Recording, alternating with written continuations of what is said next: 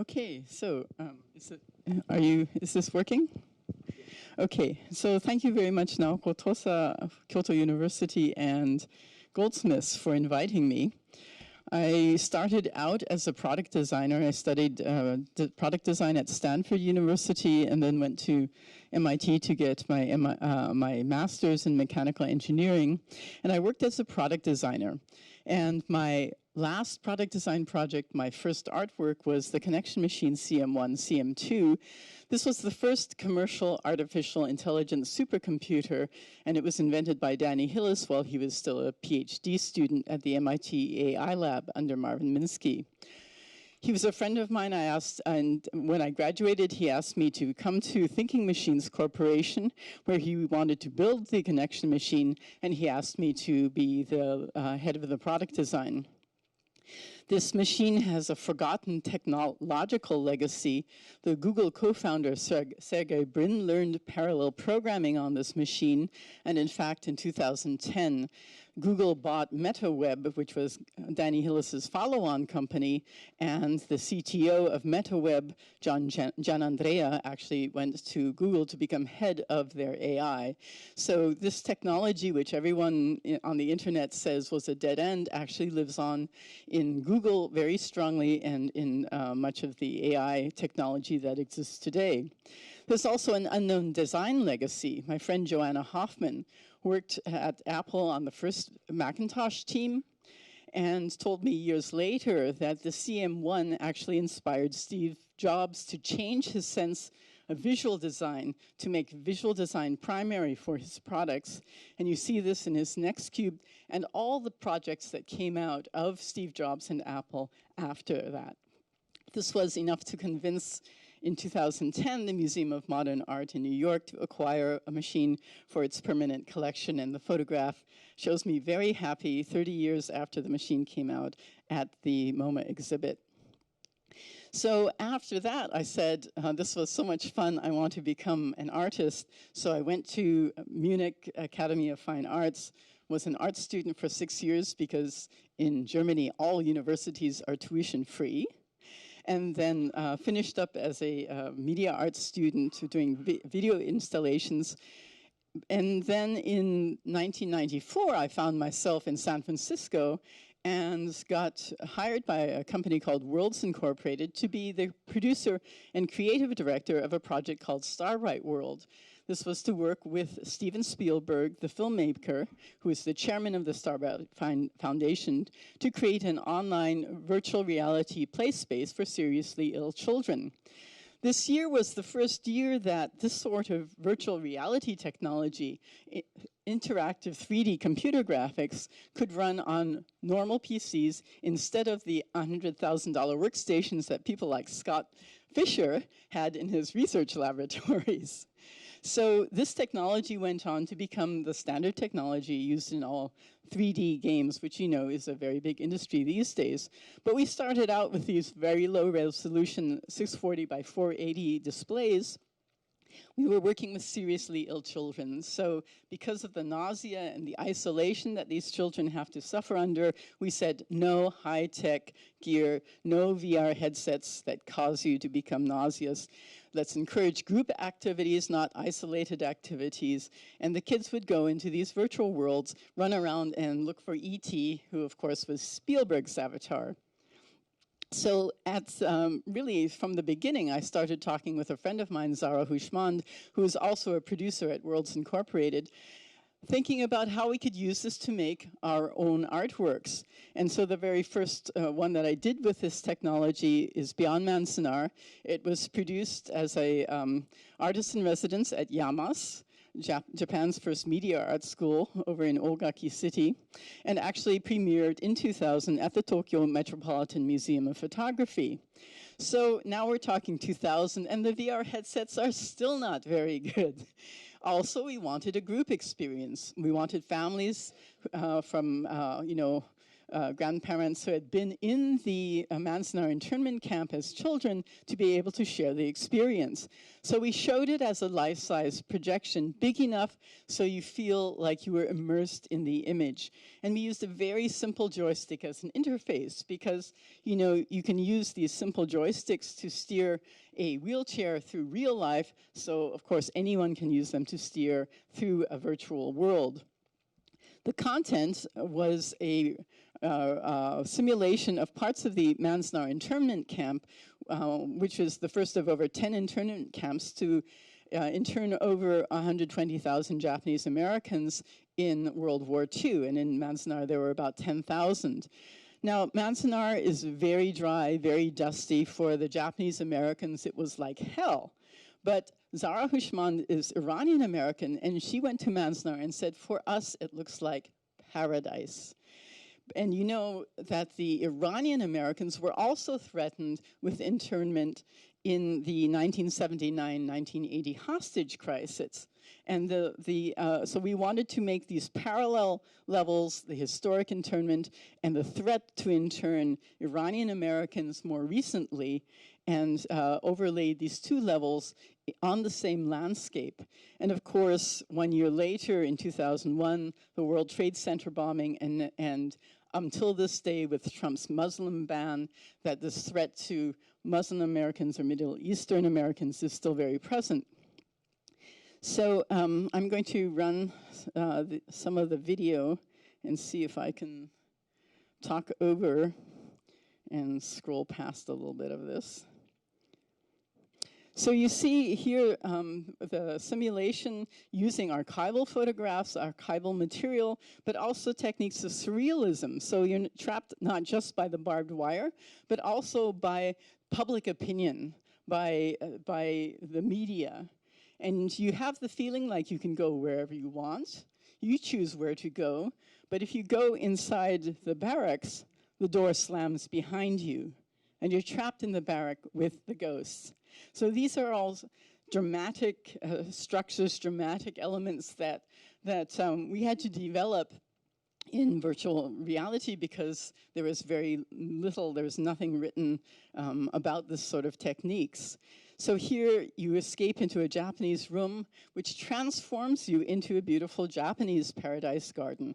And look how beautiful the mountains of Manzanar can look when it's framed by a paradise garden. It's this, you're in the same location, but we're changing your sense of place. But if you try and enter the garden, you fall out of the dream, you fall back into prison, and the mountains are now trapping you. You enter the barracks this time, and you find a completely different set of content. So these are images of Japanese Americans around the turn of the 19th to 20th century, immigrating, pushing through the paperwork that they need to immigrate to America, changing their clothing, changing their religion, trying to assimilate and become good Americans. But that assimilation process is stopped when World War II happens and they are interned in the barracks. You see here we had sepia images, we have now black and white images. Your movement through space is moving you also through time. So after World War II is over, we go on. The next room, it turns out, in color photographs, has material about the threat to Iranian Americans in the late 70s. And we have all sorts of headlines that show how similar the climate was against Iranians like it was against Japanese Americans in World War II. So the next room, Iranians are trying to assimilate, but if you go too close to the images, you see how the media sees you as terrorists, and you see Manzanar in the background as the threat of internment. You escape into a paradise garden that really frames these beautiful mountains of Manzanar as if you were in Iran. And when we show this to Iranian Americans, they say, why do you have Hafez's tomb in Iran, in Manzanar? And we say, no, no, you're still in Manzanar, but it looks so different when it's framed this way. If you try and escape, you start the war. And it's not quite clear, are they bombing Iran? Are they bombing you now? Are you in Manzanar and they're bombing you? I'm going to scroll a little bit afterwards. So we've been creating this dramatic arc. The war is the high point. We take you down to a resolution with this Mandala for Manzanar poem by Zara Hushmand. It's recited, however, let's see if I can turn.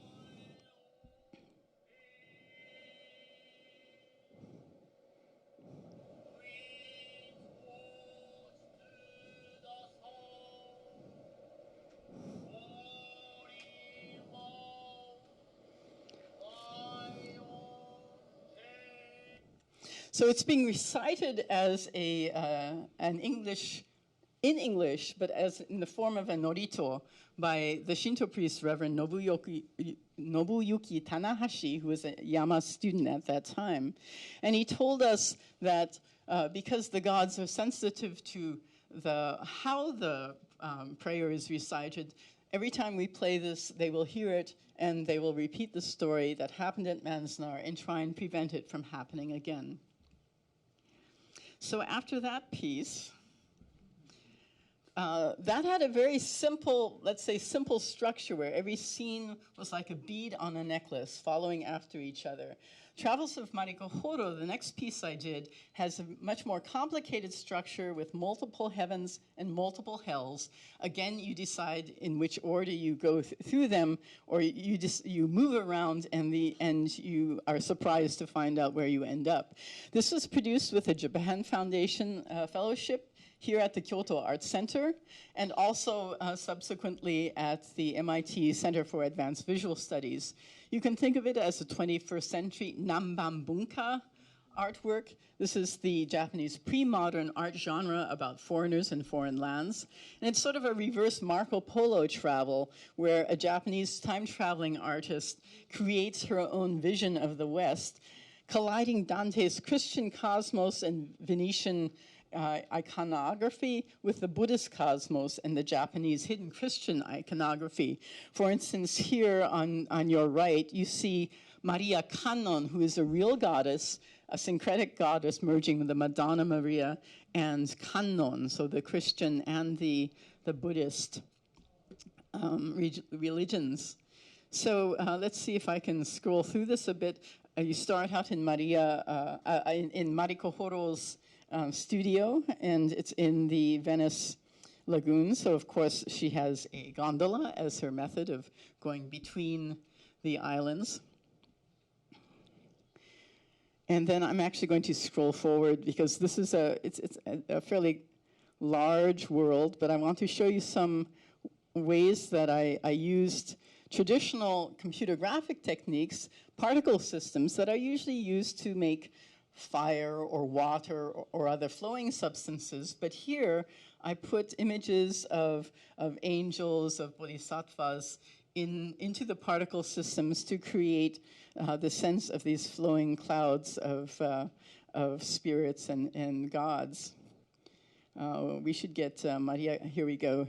So here's Maria Kannon, who arises and then disappears again. I'm going to scroll forward into a different scene where we've now landed in Venice. And let's see if I can do this. Oops, that was too, and we come to the, here to the Last Judgment scene. You go to the right hand of Christ, you come to heaven. We managed to come to heaven. If you went to the left hand of Christ, you would have fallen into hell. But again, it's your own decisions. You don't know what's going to happen to you at first. You have to explore the world and find out. But because it's your own decisions, of course, it has a much more stronger emotional effect when you realize you made the wrong decision.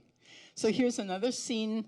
It's American church, like many, many other sort of white-painted wooden American churches. You look in through the door and you find out that you have rows of the Ku Klux Klan worshiping a burning cross. And you might know this is really what they did to terrorize people. And if you enter too deep into that, you enter into one of my hells. So again, this is using particle systems, not to make clouds, but to make clouds of people who have been horribly affected by the wars that America has waged. In Vietnam, you saw the girl who was hit by napalm, and in Iraq, the figure from Abu Ghraib, who was told if he moved, he would be electrocuted. So a much more complex structure, but also using innovative ways of dealing with computer graphics in order to create a different user experience. The final piece that I did using this technology, Virtuelle Mauer, reconstructing the wall, was a reconstruction of 1 kilometer of the Berlin Wall and the neighborhoods surrounding that. And again, you're walking through space, and your decisions, what to do, where to go, affect what happens to you. If you're in the West, you can go up to the wall and look at the graffiti. If you're in the East and you try and approach the wall, then you find if you go to the wrong place, then you will be arrested and interrogated. So this is this piece right now I'm porting to the Oculus Rift, so I found out it does work on modern VR headsets, and so later this year I hope to be able to show it really on a VR headset as a 3D stereo piece. And let me tell you, the first time that these guys popped up, I programmed all of these 3 pieces completely by myself. I knew exactly when they would show up. And when they showed up the first time, I screamed. So yes, there is a difference between 2D and 3D virtual reality. So this is the also a contemporary piece I did as a Google Tiltbrush artist in residence. And you might know that Tiltbrush is a program where you can draw in 3D. And it really has a wonderful calligraphic feeling. So I felt like this was my childhood training in Shodo, enabling me to paint beautiful gestural gardens in 3D. And then I actually worked with Tiltbrush to try and add sound to it.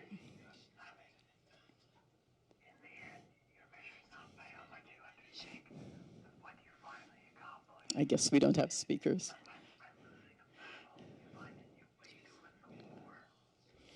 But you see that there's these people who are made out of clouds are all sitting in this beautiful garden, but they're not talking with each other. They're all looking at their smartphones.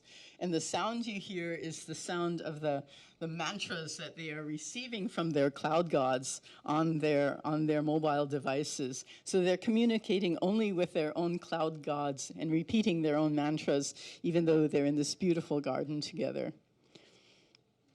So I'll be developing this piece also a bit further later on in the year. So where am I in time? Where's my timekeeper? I hope I'm only halfway there. Hi? 2:30. So how much time do I have left?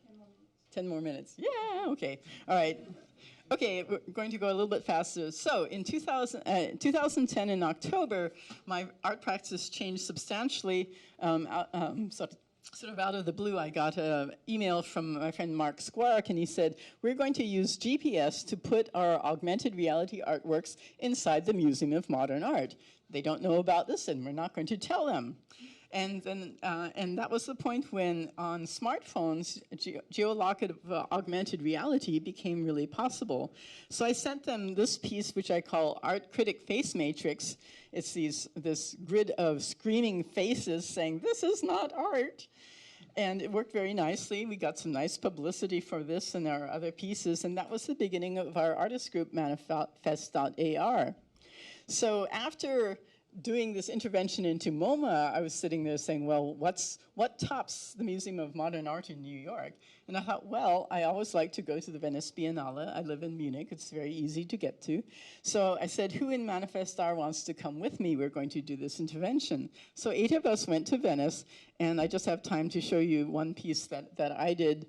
Ai Weiwei had disappeared right around that time. So censorship was really paramount in our minds. So I created this piece, Shades of Absence, with these erased silhouettes of artists. In this case, the one in the center and on your right actually had pieces censored at the Biennale. And they're standing in this pavilion made out of words of censorship.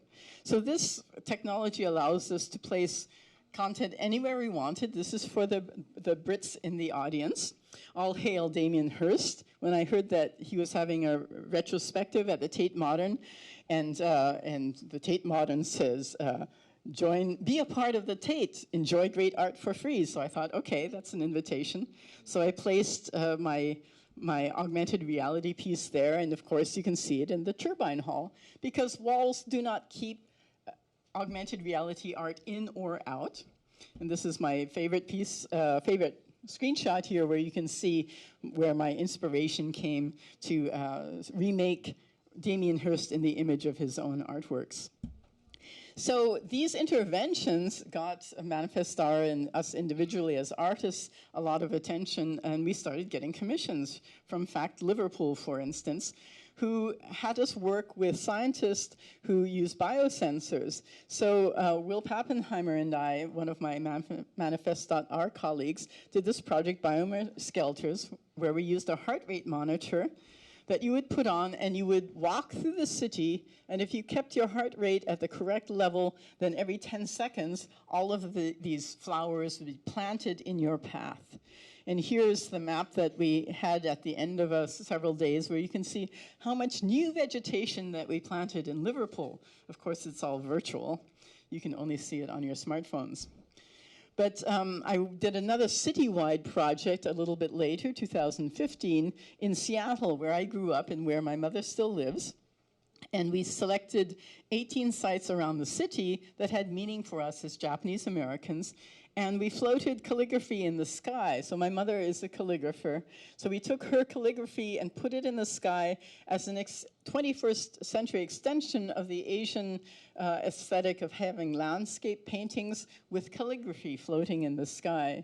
So for instance, this is when we came to Seattle in 1962, we were very surprised. We were astonished, odoroku, because it was in the middle of the expo, which was called the 21st Century Expo, and friends of ours had built the Space Needle, Japanese friends of ours had built this fountain, and so we thought Seattle is really, even though it's only 1962, it's looking to the future. And then the cherry blossom logos, which rain down from the sky, are to commemorate the fact that here also the Cherry Blossom Festival of Japanese and Japanese American art is held here every year, and my mother has been an organizer for a long time. I'm going to skip this one. So here you see some of the calligraphy that she did for the project, but she said, you know, I want to also try and make my calligraphy more like augmented reality. So she did her calligraphy on these mylars, and I'll just let this run in the background. And she split up the calligraphy. You can see that how much detail there is in the individual strokes, because it doesn't absorb this stroke. It sits on the mylar. But she also, maybe I'll start it and run it again. She split up the strokes over 3 different sheets of mylar to make it much more abstract, to make it fall apart unless you looked at it directly from the front. So she's not dividing it into radicals, she's splitting up the radicals into different strokes to make it really much more of a floating experience. And this piece we will be showing again in San Jose at the end. And on top of her calligraphy, then I also had animated, augmented versions, and in the gallery, and we had an iPad located on a stand, so you could see the augments in the iPads. I want to talk a little bit about the presentation. You know, augmented reality is invisible unless you're looking at it through your smartphone or through a tablet or so. So I've found that the best thing is, if you have invisible art, you need some very visible indication of what is there. You need some photograph of what you will see, and then instructions. It has to be very visible. This is Gardens of the Anthropocene. That was a commission from the Seattle Art Museum. And there I looked at the climate change that was going to happen and took plants that will probably survive the climate change and then mutated them to make them a sort of a science fiction variant, showing you how strange the plants would have to become to survive. So these beautiful pink flowers, if you look closely at the center, they have antennas. If you look at them, they'll enlarge and engulf you to try and suck the energy out of your smartphones. And then the bullwhip kelp are usually floating around at the surface of the water. Now they're far ahead, whirling around like helicopters, because of course the water levels are going to rise. And I also found out about these red algae that cause the toxic red tides. 3 minutes, okay. And are present in waters all over the world. So quickly, something about presentation. I showed this also in Brooklyn. Again, a tablet, but this time fed out to a monitor. And so that you can also see that there's something in this space. This is now my preferred mode of showing things if you feed it out not to a monitor, but to a large projection. So quickly, the commission that's up and running until April 14th in New York at the Whitney, they asked us to put an augmented reality work on the 6th floor terrace. So with my collaborator /P, we used we put the Whitney underwater, so now there's a coral reef that has arisen on the Whitney Terrace, and you see it's beautiful, it's colorful, but if you look closely, it's made out of plastic garbage. So there's zori, there's spoons, there's rubber duckies, and then over the course of the day, the more people who look at them, the paler they get, so they start bleaching. And if there's too many people who look at it over the course of the day, they actually will turn white. So they need about 12 hours of rest, and usually they get this overnight. And then in the morning, they're colorful again. But of course, with real coral reefs, they take more like years. And if the coral reefs are not getting years of rest, then they're dying, and that's what we're doing to them right now. So one quick note on presentation. In the galleries at the Whitney, they have these big, tablets, and they also encourage you to put them on your own, put the app on your own device and go out. And that's what we're doing here in Kenninji. We're asking you to load down the app onto your own device. Hopefully you've seen it or will see it there.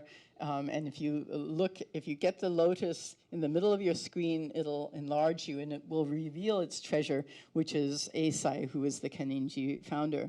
So my husband, Peter Graff, is a computer programmer, and he created the app we're using. The old app that I was using is going out of business, so now he's created this Arpoise app as an open source app, and anyone can make content for it and put it into the app, and then they don't have to put it through the app and Play stores themselves. So we're hoping that will become a platform that people without a strong computer background will use for augmented reality in the future. Thank you.